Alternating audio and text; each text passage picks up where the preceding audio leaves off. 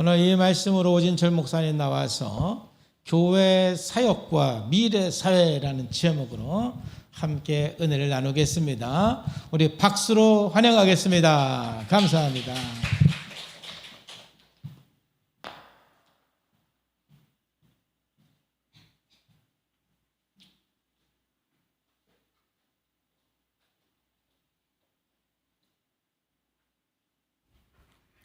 네. 우리 한번 기도하고 하나님 말씀 받겠습니다. 하나님 감사합니다.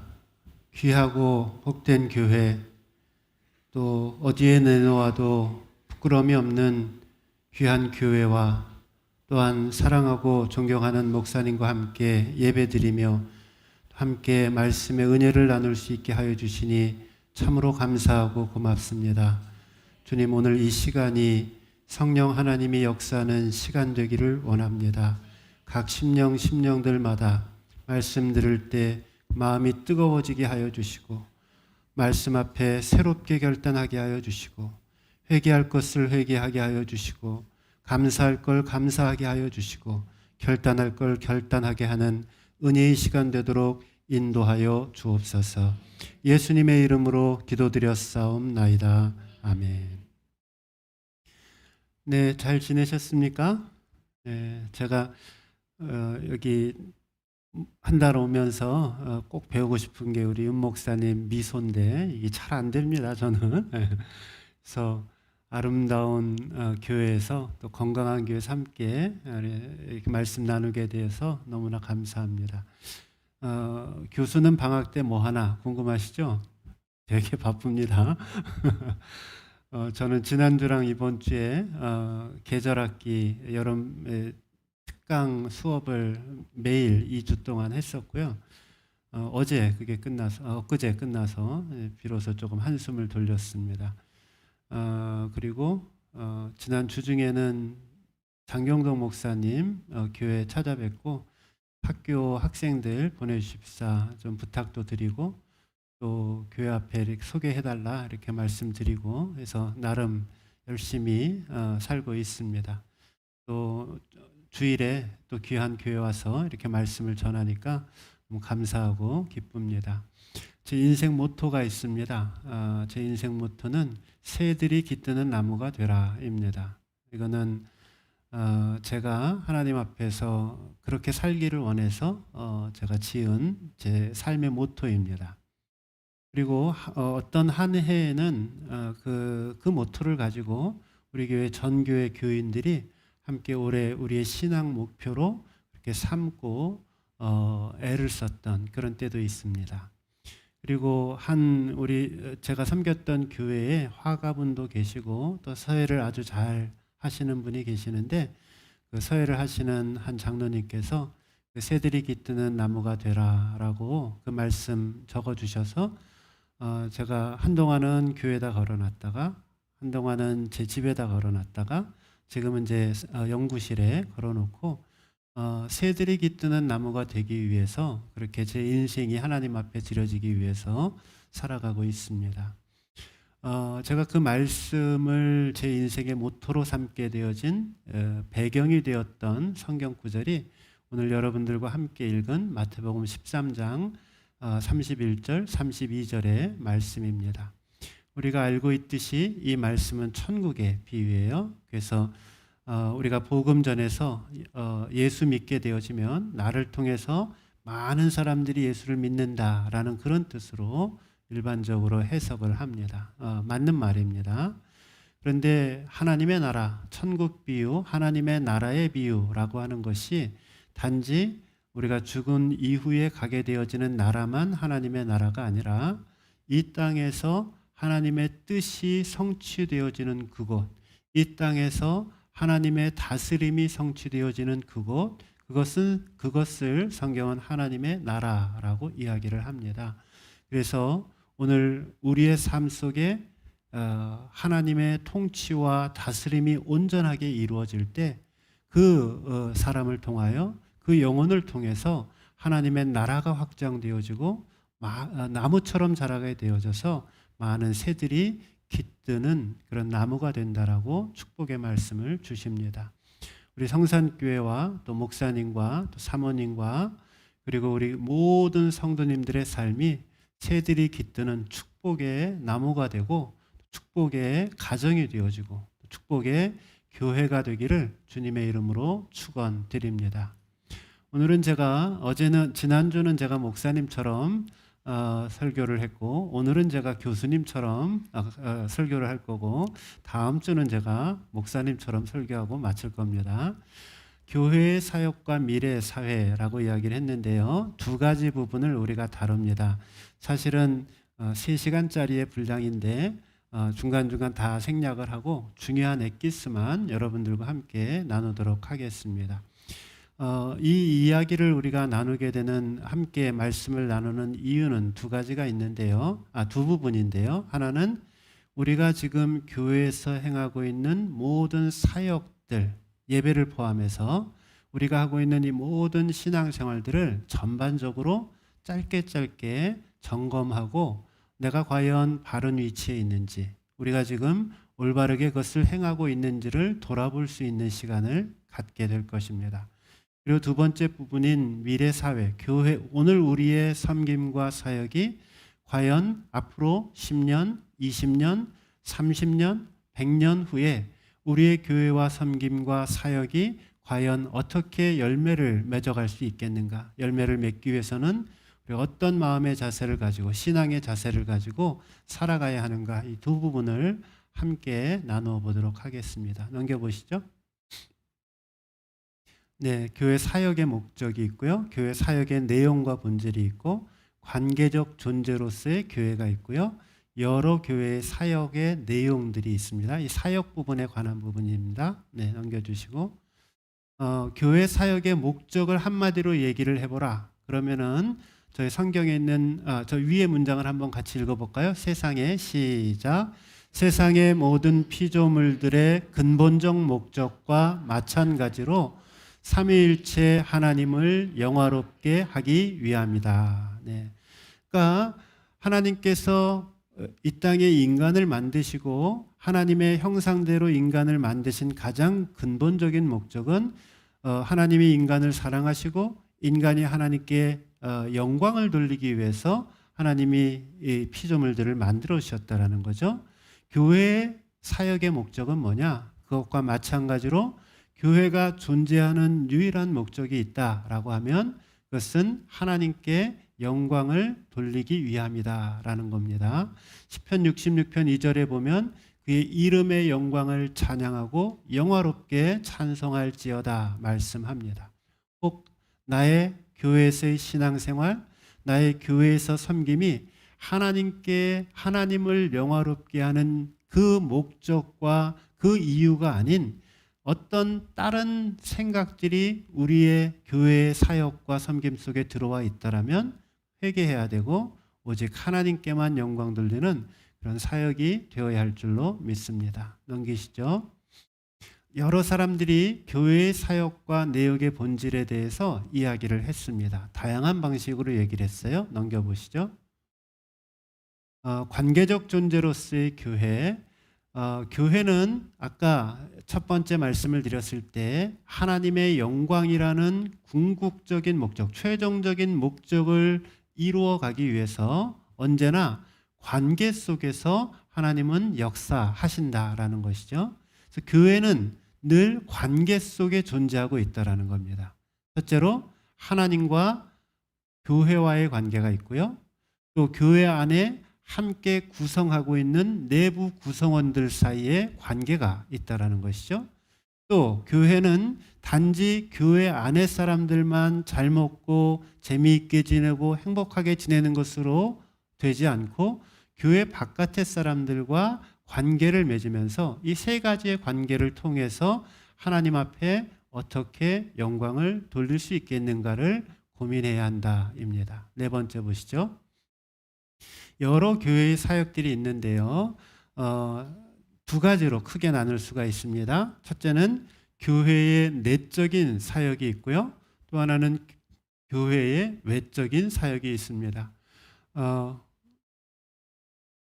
누가 이렇게 나누는가? 제가 이렇게 나눈 거예요. 네. 1번, 2번, 3번이 있는데 교회 내적인 사역에는 어떤 것들이 있느냐? 예배가 있고요. 또 교제가 있고요. 그다음에 봉사가 있어요. 예배는 기본적으로 나와 하나님과의 관계를 점검하는 것이고, 또한 예배의 목적 가운데 하나님과 나와의 관계뿐만이 아니라 이웃과의 관계, 성도들과의 관계도 또한 함께 이 예배 속에는 자리 잡고 있습니다. 그 성도와 성도 사이의 관계를 어떻게 맺어가야 할까 하는 부분이 성도의 교제에 관련된 두 번째 부분이고요. 또 어떻게 몸된 그리스도의 몸된 교회를 섬겨 나아갈 수 있겠는가 하는 측면이 봉사라고 하는 측면이 됩니다. 교회의 외적 사역을 보게 되면은요, 대표적인 것이 전도하는 것이 있고요, 선교하는 것이 있습니다. 그리고 또 사회적인 책무와 책임과 역할을 감당하는 사회적 봉사의 영역이 있습니다. 아마 좀 더 설명이 있을 겁니다. 넘겨보시죠. 네, 여러 교회의 사역들, 교회 내적인 사역. 여기 보면 교회는 하나님께 영광을 돌리는 목적을 위해서 영과 진리의 예배와 사랑의 교제와 섬김의 봉사를 감당한다. 제가 그렇게 썼어요. 근데 이제 예배를 드릴 때에 한번 한 장 더 넘겨보시죠. 다시 앞으로 와주세요. 네. 그 예배를 드릴 때 이 예배 가운데 가장 중요한 초점은 무엇이냐면은 그거는 예배 가운데 캐리그마, 선포, 하나님의 말씀이 선포되어진다라는 것이 우리가 지금 믿고 있는 개신교, 종교개혁 이후에 우리 개신교에게 있어서 가장 중요한 중심으로 자리 잡고 있습니다. 그래서 침례교회 전통도 그렇고요, 개신교의 전통도 그렇고, 예배의 가장 중심되어지는 초점이 뭐냐면은 하나님의 말씀에 대한 선포와 그 말씀 선포된 것에 대한 응답, 반응, 우리의 반응이 예배의 가장 중요한 준거점이 되어지는 겁니다. 교제는 코이노니아라고 얘기를 하는데, 조금 있다가도 또 다시 얘기를 하겠지만, 성도들 간의 교제가 어떤 모습이 되어야 하는가? 봉사, 디아코니아라고 이야기를 하는데, 이 디아코니아, 이거 한 달 전쯤에 그때 2달 전인가 왔을 때 그 디아코니아 조금 설명을 드렸던 것 같아요. 집사가 헬라어로 뭐냐면은, 안 했나? 집사가 헬라어로 뭐라냐면 디아코노스라는 말입니다. 근데 봉사가 뭐냐면은 디아코니아입니다. 그러니까 집사가 그러니까 뭐 하는 사람이에요? 봉사하는 사람이 집사라는 겁니다. 원어의 뜻에는 어떤 뜻이 있냐면은, 집사는 발로 부지런히 먼지가 나도록 뛰어다니는 사람이라는 뜻이 있습니다. 혹은 음식을 접대하기 위해서 부지런히 음식을 가져다 나르는 사람이라는 뜻이 있어요. 그러니까 교회에서의 직분, 그것이 집사가 되었던, 침례교는 집사랑 목사밖에 없죠. 그런데 형편상 어쩔 때는 장로로도 불러주고 어쩔 때는 권사로도 불러주는 거예요. 근데 침례교가 가지고 있는 원래의 원칙은 목사와 집사밖에 없어요. 목사의 가장 첫 번째 우선되는 원칙이 뭐라고 여러분 생각하세요? 하나님의 말씀을 옳게 분별하여서 그것을 성도들에게 캐리그마, 선포하는 것이 목사의 가장 첫 번째 우선순위입니다. 그래서 좋은 교회는 어떤 교회인가? 그것은 목회자가 하나님의 말씀을 연구하고 하나님의 말씀 앞에 집중할 수 있도록 돕고 협력하고 배려하고, 그래서 그 하나님의 말씀이 우리 가운데 풍성하게 전해줄 수 있는 환경을 만들어내는 그러한 교회가 좋은 교회라고 말할 수 있습니다. 왜냐하면 그게 목회자가 세워진 가장 근본된 이유가 되기 때문입니다. 잘 안 되는 교회들은 어떻게, 이러면은 오늘 다 못 마치는데, 잘 안 되는 교회들은 어떤 교회들이냐? 목사에게 시시콜콜한 것들을 다 요청을 해요.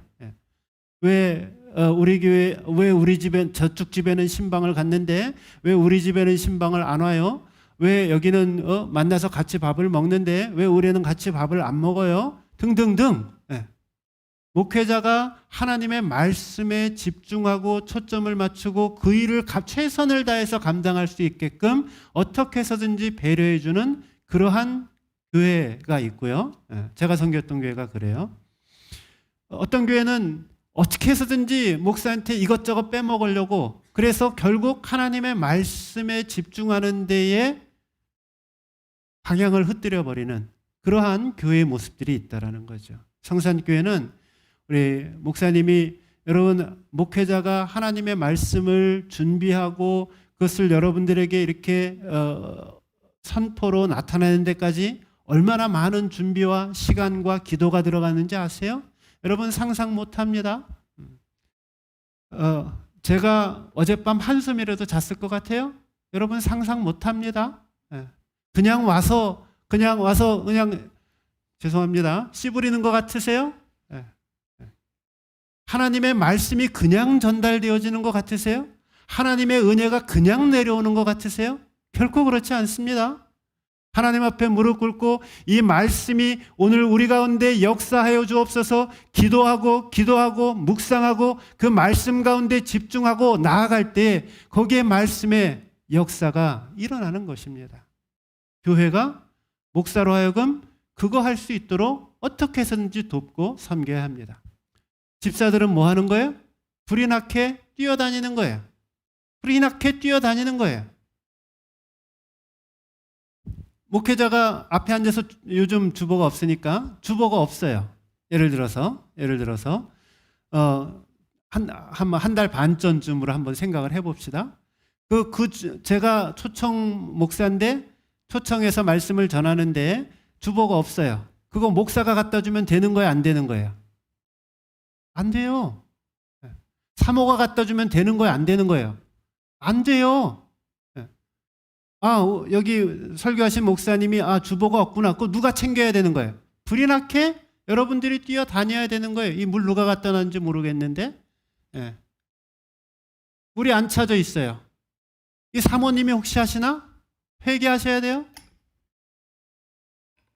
그러니까 집사라고 하는 역할, 대접받는 역할이 결코 아닙니다. 디아코노스, 발로 흥분하면 안 되는데 넘어갑시다. 섬기고 봉사하고 애쓰는 귀한 집사님들 되시기를 바랍니다. 교회의 내적 사역 중에 가장 중요한 것 중에 하나가 예배입니다. 교회는 예배를 통해서 하나님 앞에 영광을 돌리기 때문에 교회에서 가장 중요한 것이 무엇이냐 물으면 예배가 됩니다. 왜? 예배의 행위를 통해서, 예배를 통해서 하나님은 우리의 영광을 받으시기 때문입니다. 그래서 예배, 월십이라 그러죠. 그래서 영어 재미로 worship, 그래서 가치가 있는 것, 이렇게 표현을 하는 거죠. 그래서 예배는 뭐냐? 피조물이, 저와 여러분이, 하나님의 자녀들이 최고의 worth, 최고의 가치를 들여서 하나님을 영화롭게 하는 극적인 송축이다라고 그렇게 이야기를 합니다. 예배는 내가 은혜 받는 게 먼저가 아니에요. 그러니까 우리 교회가 잘하고 계시는 게, 성산교회가 잘하고 계시는 게 뭐냐면은 하나님 앞에 예배를 드리기 이전에 제일 먼저 하나님 앞에 찬양하고 그 다음에 하나님 앞에 헌신하는 거, 예물을 드리는 거. 왜? 예배 자체가 가지고 있는 가장 근본적인 것은 하나님 앞에 영광을 돌리는 송축이기 때문입니다. 찬양으로 송축하는 것이고 물질로 송축하는 것이고 하나님 앞에 감사의 기도를 드리는 것이고 주 앞에 영광을 돌리는 것, 그것이 예배의 근본입니다.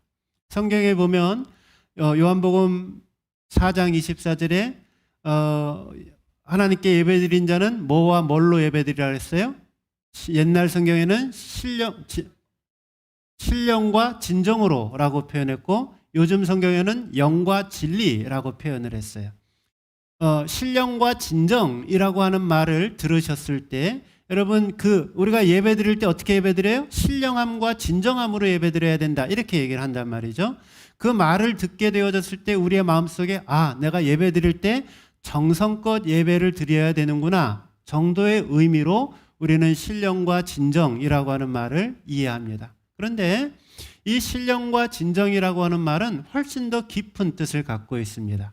그게 새롭게 번역되어진 새 번역에서는 개역 개정에서는 더 정확하게 번역을 하고 있는데, 예배를 드릴 때 영과 진리로 예배를 드려야 한다라고 말합니다. 예배를 드릴 때 영으로 예배를 드리는 거예요. 영으로. 영혼으로 예배를 드리는 거예요. 영, 푸뉴마라고 하는 것은 여러분 성령이 역시 푸뉴마예요. 영이에요. 스피릿이 이 성령님이에요. 성령 하나님. 그리고 인간의 영을 얘기할 때 소문화를 써서 푸뉴마, 영이라고 얘기를 해요. 그러니까 예배는 뭐냐? 성령 하나님과 나의 영이 영적으로 만나는 것. 그게 예배입니다. 예배를 열심히 드렸어요. 찬양도 열심히 했어요. 기도도 열심히 하고 헌금도 하고 목사님 말씀도 잘 들었어요. 그런데 내 영이 하나님과 만나지 못한 예배가 되었다. 그 예배 안 드린 거예요.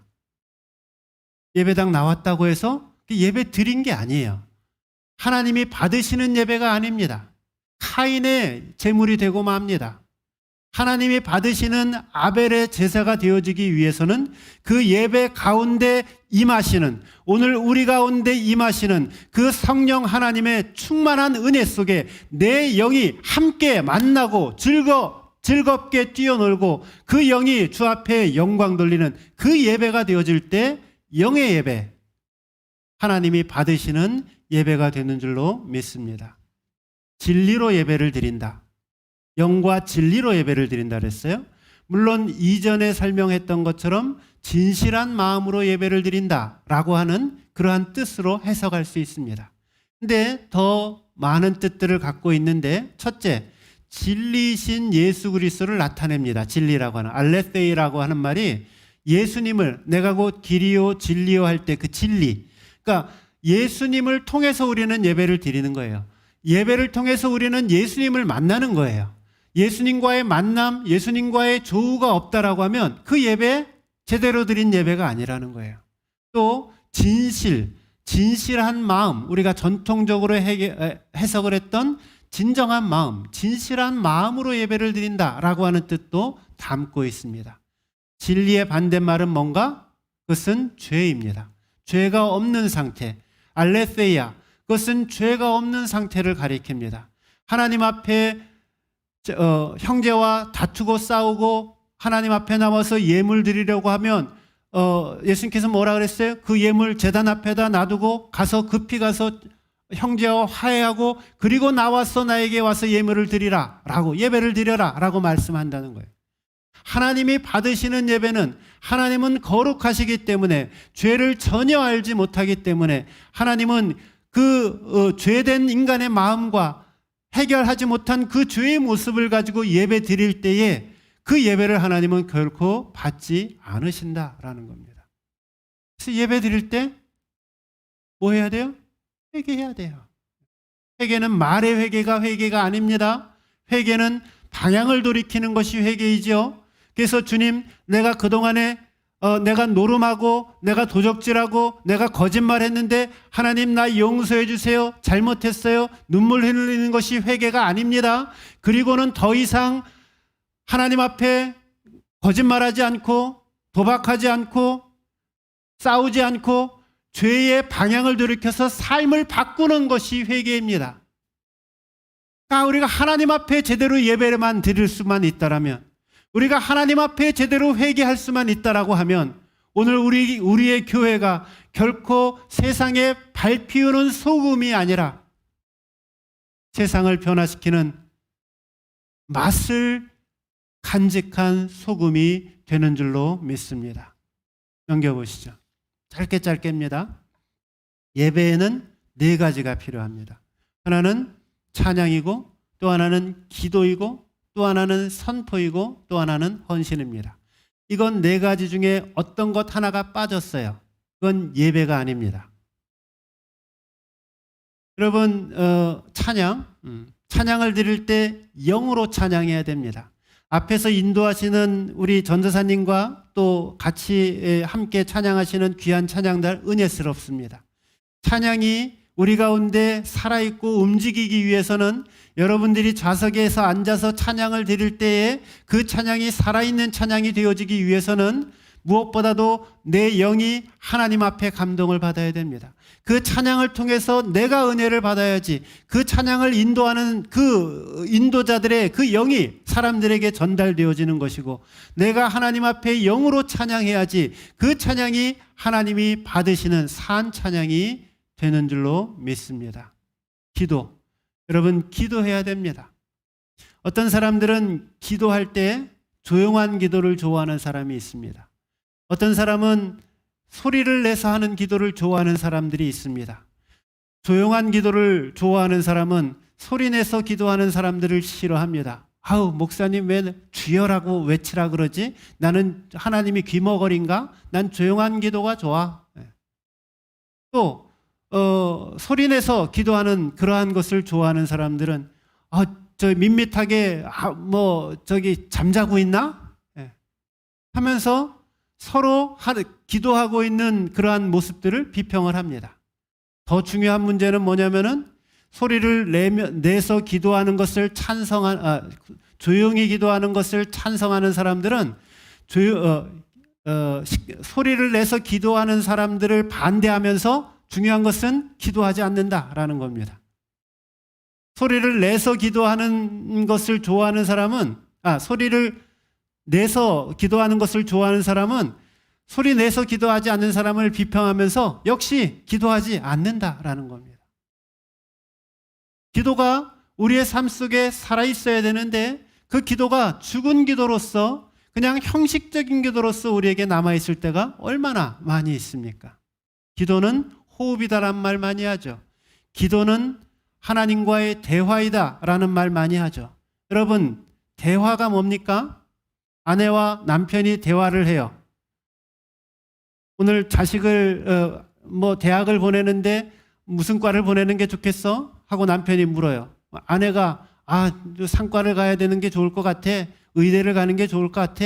아니야 신학교 보내자. 그럴 사람 별로 없죠 요즘은.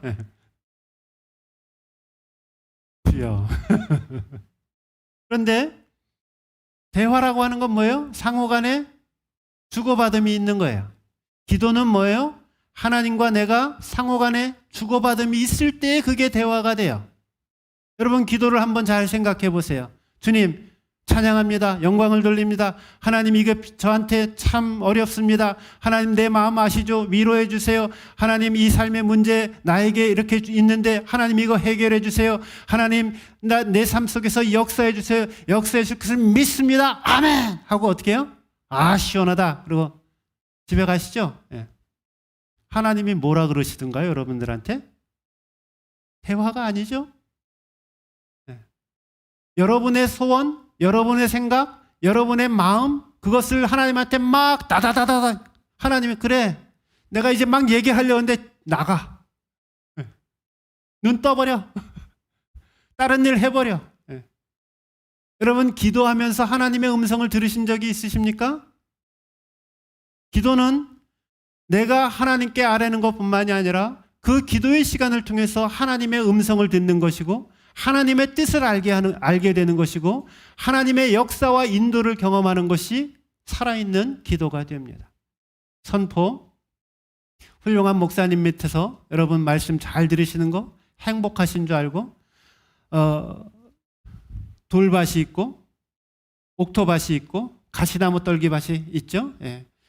같은 말씀을 듣고도 마음이 삐뚤어져 있는 사람들은 그 말씀을 제대로 못 받는다라는 거죠.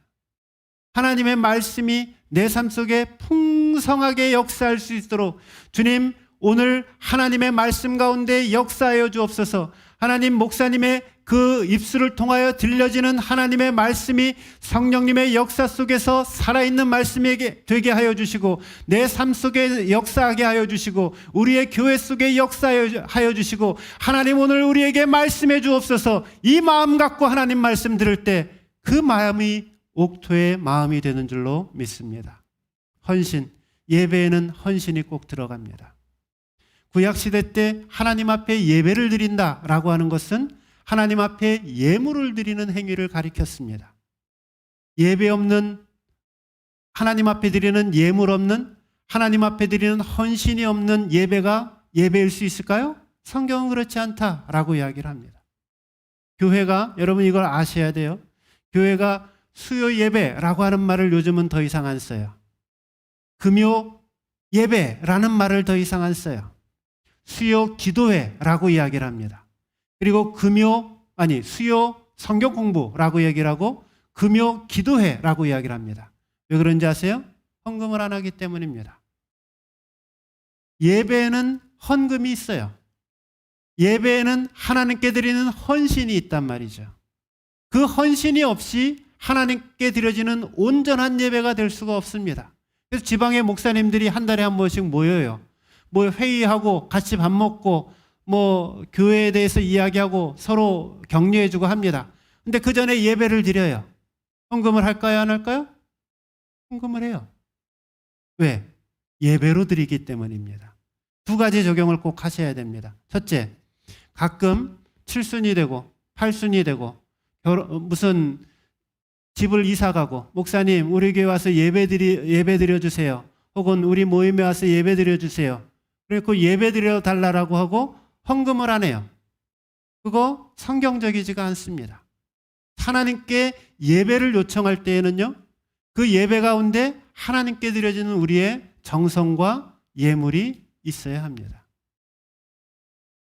뭐죠? 코로나로 방송으로 예배를 드립니다. 영과 진리로 예배를 드려야 됩니다. 방송으로 예배를 드릴 때 내 영이 하나님을 만나지 못하고 출애이 있고 그리고 경건하지 못한 복장으로 다리 꼬고 앉아서 예배 드리면 그거 하나님 앞에 하나님이 과연 그 태도와 그 마음을 태도까지는 제가 이해를 할 수 있겠는데 그 마음이 과연 준비된 마음일까요? 영과 진리로 준비된 마음일까요? 그 마음으로 함께 예배 드릴 때 방송으로 드리는 그 예배도 하나님이 얼마든지 받으실 수 있다고 생각합니다. 또 방송으로 예배 드릴 때 하나님 앞에 예물 드려야 됩니다. 내가 드린 예배가 온전한 예배가 되어지기 위해서는 그 예배 가운데 하나님께 드리는 나의 헌신, 나의 삶의 드림, 나의 물질의 드림, 나의 마음의 드림이 온전히 포함되어질 때 그것이 주님이 받으시는 산 예배가 되는 줄로 믿습니다. 넘겨보시죠. 교제 잘합시다. 다음 주에 교제하겠습니다. 다음 주에 교제에 관한, 그리스도의 사랑에 관한 말씀 나누겠습니다. 넘겨보시죠. 봉사, 맨 밑에 있는 거 두 가지만 해볼게요. 봉사를 하고자 하는 사람들에게 제가 던지고 싶은 두 가지 질문이 있습니다. 첫째, 나의 봉사는 목회자를 진정 돕고 있는가를 물어보셔야 됩니다. 우리 지난주에 함께 말씀 나눴죠. 교회의 직분자를 세우는 이유는 목회자의 목회를 돕기 위함이다 라는 말씀 반드시 기억을 하시고, 어떤 봉사를 하시든지 간에 어떤 섬김을 하시든지 간에 내가 과연 목회자를 진정으로 돕고 있는 사역과 섬김을 하고 있는지를 날마다 돌아보시기 바랍니다. 두 번째, 나의 봉사는 과연 하나님께 영광을 돌리고 있는가? 과연 나의 섬김, 나의 물질, 나의 시간, 나의 노력을 들이면서 그것이 하나님께 영광을 돌리는 그 목적만으로 순수하게 드려지고 있는가? 아니면 나 자신이 드러내려고 하는, 나 자신이 인정받으려고 하는 그러한 모습이 있는가를 끊임없이 돌아보면서 주께만 영광 돌리는 것이고, 목회자를 도와서 함께 협력하는 사역이 될 수 있기를 바랍니다. 넘겨보시죠. 교회의 외적 사역은 전도와 선교가 있는데요. 저는 제가 목회를 하면서 개척을 해서 처음 교회를 세워서 그 자부심을 느끼는 것 하나가 있습니다. 저는 첫 주부터 교회 돈이 없고 목회자 사례비 받지 못할 때부터 저는 이 전도와 선교의 교회의 재정의 첫 번째 프라이어리티를, 우선순위를 뒀어요. 그래서 모든 성도들이 전도하고 또 저도 사역을 하고 하면서 그 전도하는 삶, 왜냐하면 교회는 복음 전하기 위해서 예수님께서 세워주신 곳이 교회이니까 복음을 전하지 않으면서 교회 임내 하고 있으면은 웃긴 거예요. 교회가 복음을 전하지 않고 우리는 건강한 교회입네, 혹은 아니면 우리는 괜찮은 교회입네, 그건 웃긴 거예요. 왜? 교회는 복음 전하기 위해서 만들어진 곳이니까. 그리고 선교를 감당할 수 있어야 됩니다. 지난주에 우리 윤 목사님 말씀하시면서 여러분들이 정성껏 물질을 모아서 어려움에 처한 선교사님 도운 거 은혜를 많이 받았습니다. 교회가 땅끝까지 그리스도의 사랑과 복음을 증거하는 그 사역 가운데 끊임없이 능동적으로 어떤 형태로든지 동참하고 기도하고 물질로 돕고 가서 돕고 하면서 이 선교의 사역들을 끊임없이 감당할 때 그 교회는 생명력을 유지할 수 있습니다. 사회적 봉사. 옛날에는 교회가 사회의 어려운 일들을 먼저 감당하고 그것들을 섬기는 일들을 했어요.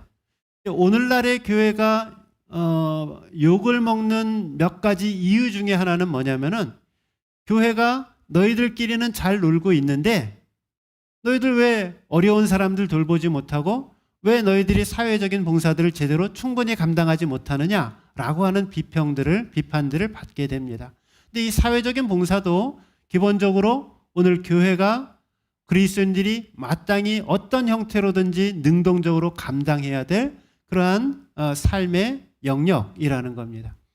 미국의 그 교회들을 방문을 이렇게 섬기다 보면은요, 아주 특징적인 것 한 가지가 있는데, 조그만 교회든 큰 교회든 그리고 뭐 침례교회든 장로교회든 감리교회든 웬만한 교회들은요, 토요일 날 오전은 자원자들이 모여서 예를 들어서 홈리스라든지 도움이 필요한 사람들을 위해서 음식을 만들고 교회에 와서 사람들이 아무나 누구든지 와서 먹을 수 있도록 섬기는 그러한 것들을 너무나 자연스럽게 하고 있는 모습들을 보게 됩니다. 그것은 어떻게 해서든지 교회가 세상에 어렵고 어둡고 힘든 사람들을 돕고 섬기는 그 일을 위하여 끊임없이 손길을 놓지 않고 섬기고자 하는 그러한 마음을 표현하고 있는, 실천하고 있는 모습이다라고 말씀드릴 수 있습니다. 넘겨보시죠.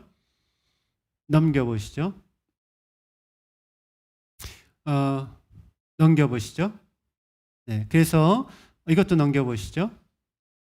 네, 그래서 교회가 복음 전하고 또 선교 감당하고 또 사회적인 봉사를 능동적으로 감당할 때에 교회는 끊임없이 새로운 생명력을 누리며 교회가 성장하고 발전해 갈 수 있다는 걸 기억해 주십시오. 앞으로 우리의 교회는 어떻게 행동을 할 때에 다가오는 우리의 미래에 우리의 맡겨진 사명들을 제대로 감당할 수 있겠는가? 넘겨보시죠. 제가 3개의 단어를 여러분들에게 좀 설명을 드리려고 합니다. 첫째는 부흥이라는 말이라는 단어를 설명드리고요. 두 번째는 개혁이라고 하는 말을 설명을 드릴 거고요. 또 세 번째는 변혁이라고 하는 말을 제가 설명을 드릴 겁니다. 지금 드리는 이야기의 결론은 뭐냐면은 교회는 부흥과 개혁을 넘어서서 변혁으로 나아갈 때 희망이 있다라는 말씀을 드리려고 하는 겁니다. 부흥이 한동안 우리 교회 안에서 오랫동안 아주 많이 사용되어졌고 또 목회자와 성도들에게 신앙적으로 영향을 주었던 아주 은혜스러운 단어입니다. 이제 부흥이라고 하는 말이 가지고 있는 그 장점은 교회들이 부흥회를 통해서 70년대, 80년대 급속하게 성장해 왔고 또 그 부흥회 속에서 많은 사람들이 처음 신앙을 갖기도 하고 그 안에서 울고 웃고 하면서 삶의 애환들을 달랬고 하나님 앞에 더 가까이 가게 되었던 긍정적인 역할들이 있습니다. 근데 이 부흥회가 예를 들면 요즘은 부흥회 하나요? 교회들이? 잘 안 하죠. 여기도 안 하시죠, 부흥회 잘. 예. 그리고 다른 일반적으로 침례교에서 부흥회 하는 교회들 거의 없습니다. 그리고 장로교 거의 없습니다. 감리교 거의 없습니다. 아직까지도 부흥회를 하는 부흥회 형태로 집회를 하는 교단은 순복음 교단 정도, 그다음에 성결교단이 2개가 있는데 그 중에 하나 조금 더 보수적인 교단, 요 정도가 부흥회를 합니다. 그 이야기는 뭐냐면은 그동안 부흥회를 많이 교회들이 했는데 장점도 있었단 말이죠. 그런데 장점도 있었는데 그건 못지않게 이 부흥회가 갖고 있는 약점도, 단점도 그동안 많이 드러났기 때문이라는 겁니다. 그것의 가장 주된 문제점은 뭐냐면은 이 부흥회가 초점이 어디에 맞춰져 있냐면 주로 과거의 어떤 좋았던 신앙의 한때에 초점이 맞춰져 있단 말이죠. 오늘 단어가 그래요. revival이라고 하는 말이 다시, vival, vitality, 생명력. 그래서 부흥이라고 하는 말이 뭐냐면은 다시 생명력을 회복하다라는 뜻을 갖고 있습니다. 그러니까 부흥회에서 제일 강조하는 것이 뭐냐면 내가 처음 예수를 만났을 때, 내가 하나님 앞에 은혜 받았을 때, 내가 하나님 앞에 기도의 문이 트였을 때, 내가 하나님 앞에 뜨거워졌을 때, 그때 하나님 나에게 다시 이 뜨거움을 주옵소서, 하나님 나에게 다시 이 생명력을 주옵소서, 하나님 나의 이 잃어버린 나의 첫사랑을 회복시켜 주시고 다시 새롭게 하여 주옵소서. 이것이 주된 부흥회의 이야기들이었다라는 거죠. 나쁘다라는 게 아닙니다. 거기서 한 걸음 더 나아가야 된다는 지금 말씀을 드리는 겁니다. 근데 부흥회가 가지고 있는 약점이 생겼어요. 뭐냐면은 예를 들어서 한 70년대, 80년대 말 같은 데는 80년대 초 같은 경우는 교회들마다 뭘 했나요? 이 버스를 대절해서 기도원 같은 데 가서 1박 2일이고 2박 3일이고 산상 부흥회를 하기도 하고, 그때는 여러분 경험이 있으시죠? 연세 드신 분들은. 예. 그러면 여러분들의 마음이 어땠나요? 말씀의 은혜 가운데 깊이 거하고 기도의 능력을 알고 또 하나님의 성령의 능력을, 역사를 경험하면서 그때 정말 하나님과 함께 있는 은혜로운 영적인 상태를 경험하게 되셨을 겁니다. 그러니까 가죠. 예.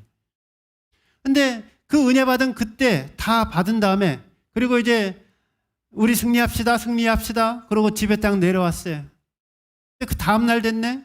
아니, 그날 저녁이 됐네? 집에 들어왔는데 남편이 여전히 술고래로 집에 들어와서 죄송합니다. 야, 이년아. 이러면서 막 집에서 난리를 쳐요. 예. 예. 그럼 어떻게 돼요? 내가 가졌던 그 믿음이 다시 사그러지는 것 같죠? 가는데 여러분 얼마큼 걸렸나요? 유지하는데 일주일 넘은 사람 별로 없을 거거든요. 2주 지나가면 내가 믿음이 있었나? 나의 다시 어떻게 하나? 한 달쯤 되면 어떻게 해요? 내가 다시 기도하러 가야지. 그래서 내가 신앙이 좋았던 어떤 그때로 계속해서 돌아가는 것이 이 부흥회 가지고 있었던 장점이기도 하면서 약점이기도 하라는 거죠. 결국 신앙이라고 하는 것, 믿음이라고 하는 것은 그 받은 말씀과 그 받은 영적인 생명력으로 오늘 우리가 어떻게 삶을 변화시키고 오늘 우리의 삶을 어떻게 하나님의 뜻대로 만들어 갈 것인가에 초점이 주어져야 되는데, 그냥 내가 하나님과 만났던 기뻤던 어떤 좋은 때, 열정적으로 주님을 만났던 그 은혜의 때, 이때로 돌아가는 것에 초점을 맞추기 때문에 이게 계속적으로 반복되다 보니까 이것이 이제 더 이상 성도님들이나 교회의 삶 속에 큰 선한 영향력들을, 좋은 긍정적인 영향력들을 더 이상 끼치기가 어렵게 되고 말았습니다. 교회에서 또 사용되어지는 또 다른 단어 하나가 있는데 개혁이라고 하는 말이 있습니다. 개혁은 현재에 초점이 맞춰져 있는 겁니다. 여러분, 그 밑에 한번 읽어볼까요? 제가 개혁은 과거를 반성하고 회상하지만은 거기에 머물러 있는 것이 아니라 끊임없이 현재를 바꾸어가고자 하는 노력을 해나가는 것이다. 개혁은 쿠데타가 아니다. 그건 제 말이 아니네. 네. 그 개혁이라는 말을 좀 설명드려 볼게요. 예를 들어서 어떤 교회가 굉장히 내홍을 앓고 있어요. 예를 들면 한번 저기 예를 들어 봅시다. 사랑의 교회, 사랑목교회. 예. 한 10년 전쯤에 문제가 많았었죠. 예. 그래서 막 뉴스에도 나오고 혹은 김모 삼한 목사님 교회, 거기도 명성교회인가요? 거기도 최근에 한 5년 전에 문제가 굉장히 많았죠. 그러면 어김없이 나타나는 게, 교회에 나타나는 게 뭐가 있어요? 교회 개혁위원회 하고 딱 등장을 합니다. 예. 저는 기본적으로 그 사랑의 교회나 명성교회의 그것에 대해서 여러분보다도 훨씬 더 많이 반대하는 사람입니다. 전 대놓고 반대하는 사람이에요. 근데 지금 개혁이라는 말을 지금 설명을 드리는 겁니다. 그분들의 행동을 얘기를 하는 게 아니라. 그래서 이제 개혁위원회 하고 머리에 머리띠를 딱 띄고 그 다음에 물러가라 하면서 이 판을 뒤집으려고 하는 그거를 개혁이라고 사람들이 생각을 한다는 거예요. 근데 개혁은 애시당초 그런 뜻이 아니라는 거예요. 여러분, 제가 옷을 좀 비싸 보이고 좋아 보이죠? 예. 이번 주에 샀습니다. 지난주에 아내가 사줬어요. 여러분 한번 보세요. 아이고 목이야. 요즘 옷들은 어떻게 돼 있냐면은요. 이게 아주 그러니까 최근 옷이에요. 여기 이걸 뭐라 그러지? 앞주머니가 약간 사선으로 돼 있어요. 예. 그러니까 한 3, 4년 전쯤까지 옷은 어떻게 되냐면 이 앞주머니가 일자로 이렇게 돼 있죠, 보통. 약간 사선으로 돼 있어요. 그 다음에 예를 들어서 깃도 예를 들어서 이게 한 4, 5년 전 건 조금 더 넓고 지금 건 조금 더 좁아졌어요. 예. 그리고 뭐 아시다시피 지금은 2버튼 옷을 남자들은 양복을 입는데 이게 어쩔 때는 3버튼도 만들어지고 제가 청년 때였때는 4버튼도 있었어요. 그래서 이게 시간에 따라서 유행이 자꾸 변한단 말이에요. 근데 만약에 제가 입고 있는 저는 이제 10몇 년 된 옷도 있어요. 근데 좋아하니까 그 옷을 좋아하니까 그걸 가지고 있는데 그렇게 유행을 많이 타진 않아요. 그 옷은. 근데 만약에 제가 한 3버튼이나 4버튼 되는 옷을 가지고 있다라고 생각을 해봅시다. 입었다라고 해봅시다. 여러분 성도님들이 목사님 이렇게 너무 패션도 모르고 목사가 패션을 알아보면 또 그게 뭐가 중요하겠습니까? 옷 좀 사주세요. 저 말고 그래서 이거 막 사람들이 컴플레인하니까 내 옷을 사모님이 돈은 없고 걱정하다가 이 옷을 어떻게 하면 세탁소에다 갖다 맡기죠. 세탁소에 맡겨서 이거 단추 이거 하나 좀 구멍 막아주시고 2개로 만들어주시고 세련되게 이거 주머니도 좀 옆으로 좀 약간 해주시고 깃도 좀 만들어주시고 소매도 해주시고 이거 하죠. 그거 뭐 한다 그래요? 리폼. 지금 리포메이션 설명하는 거예요. 개혁. 옷이 바뀌었어요? 안 바뀌었어요? 옷 원단은 안 바뀌어요. 그리고 옷 기본 프레임은 바뀌지 않아요. 개혁이라고 하는 말은 뭐냐면은 전체를 부정하는 게 개혁이 아니에요. 개혁이라고 하는 것은 우리가 지금껏 이렇게 왔는데 그 중에서 조금 수선할 부분이 있고 조금 고쳐야 될 부분이 있고 그런 것들을 하나씩 고쳐 나아가는 것, 그것을 개혁이라고 얘기를 한단 말이에요. 말이라는 거예요. 그래서 무슨 개혁 뭐 하면서 머리 이렇게 띄고 하는 거는 그건 기본적으로 의미와 맞지 않는 이야기가 됩니다. 그렇게 막 머리 들고 완전히 물러가라 하려고 그러면 그건 뭐가 될까요? 그건 다른 단어가 있어요. revolution, 혁명이라는 단어예요. 그러니까 이 개혁이라는 말, 종교개혁이라고 이야기를 했을 때 실질적으로 거기까지 넘겨보시죠. 변혁을 제가 설명드릴게요. 변혁학원을 마치겠습니다. 변혁이라고 하는 말은 초점이 미래에 있어요. 그 밑에 읽어볼게요. 변혁이라는 말은 과거를 반성하고 현재를 고쳐 나아가지만 그 초점은 언제나 미래에 놓여 있다. 변혁이 추구하는 미래는 과거의 것과 비교할 수 없고 현재의 모습과도 현격한 차이가 있는 변혁된 새로운 미래를 꿈꾼다. 그러니까 교회가 변혁이라는 뜻은 조금 이따 설명을 하고요. 교회가 살아남고 새로움을 경험하고 역할을 감당하고 변화되어지기 위해서는 초점이 어디에 갔냐면 미래에 가 있어야 된다는 거예요. 그러니까 목사님이나 성도님들이 오늘 우리 교회 교인 몇 명 모일까? 오늘 우리 전도 몇 명 할까? 오늘 우리 성경 공부 어떻게 할까? 이것도 중요하지만 더 중요한 초점은 뭐냐면 우리의 눈과 시선과 안목과 생각이 30년 후에 50년 후에 우리의 교회를 어떻게 할까? 우리의 교회를 어떻게 만들어 가야 할까? 어떤 모습으로 우리의 교회가 변화되어질까? 우리의 교회는 과연 살아남을 수 있을까? 우리의 교회는 과연 하나님 주신 그 사명들을 감당할 수 있을까? 여기에 우리의 생각과 초점이 맞추어져서 그 미래를 바라보며 오늘을 살아가야 된다는 겁니다. 이 변혁, 트랜스포메이션이라고 하는 단어인데요. 이 말은 어려운 말이 아닙니다. 예를 들면 여러분 핸드폰이 있단 말이에요. 근데 이 핸드폰은 2007년도에 나왔어요. 제가 정확하게 기억을 해요. 왜냐하면 핸드폰을 첫날 보고 그 다음날 제가 바로 핸드폰을 샀거든요. 왜 그랬느냐? 이것은 트랜스폼드 된 거기 때문에, 이건 변혁된 거기 때문에 그래요. 왜 그러냐면 2006년도, 2007년도 여름까지는 핸드폰의 역할이 뭐냐면은 전화기 기능이고 이 메시지 보내는 정도의 기능이었단 말이죠. 그런데 2007년도 9월달 이후에 핸드폰의 기능은 뭐냐면은 전화의 기능은 한 5%밖에 안 되는 것이고 나머지는 뭐냐면 95%는 컴퓨터의 기능이 전화기 안으로 들어온 거예요.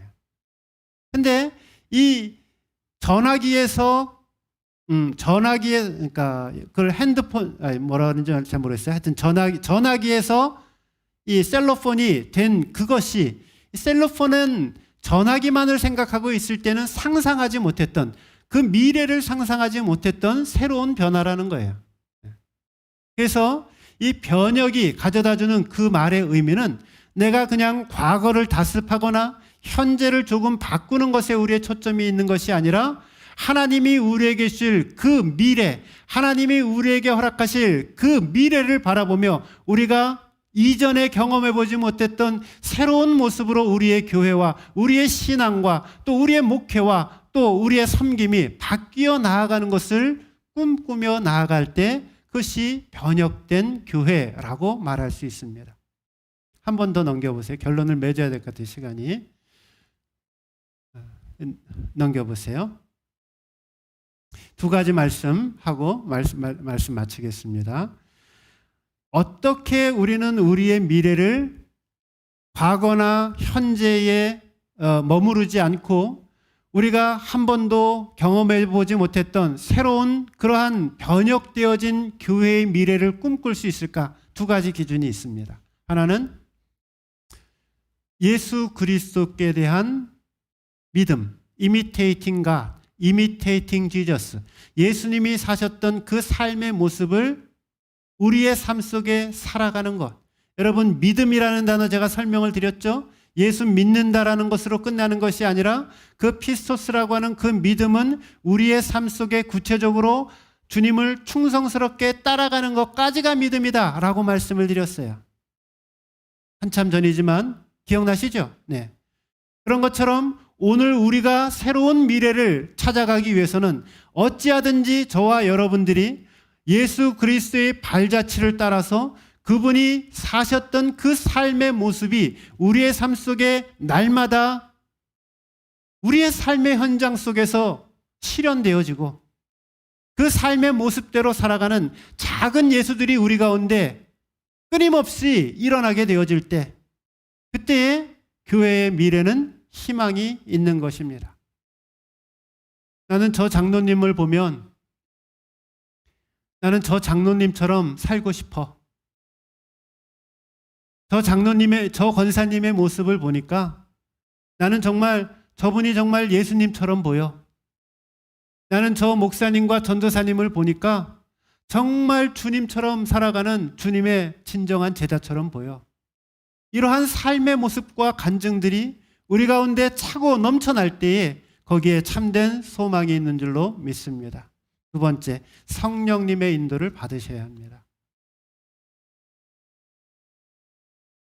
성령은 요한복음 3장에 보면 니고데마와의 대화가 나오죠. 거기 보면은 그 바람이 어디서부터 불어오고 어디로 부는지 모르는 것처럼 성령이 어디로부터 와서 어디로 가는지 알지 못한다라는 표현이 등장을 해요.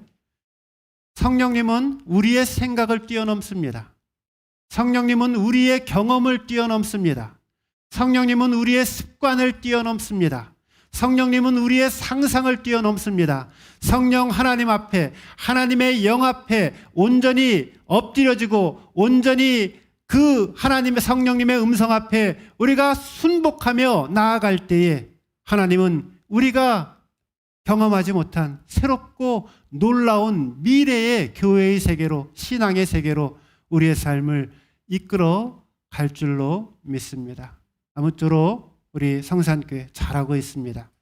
더 잘하기 위해서 주님 닮는 아름다운 작은 예수들이 이 가운데 풍성하게 일어나시고 성령님의 음성대로 따라 움직여 성령이 이끄시는 대로 살아가는 교회와 성도님들 되시기를 주님의 이름으로 축원드립니다. 네, 우리 기도는 우리 목사님이 인도해 주겠습니다. 시간이 지났어요.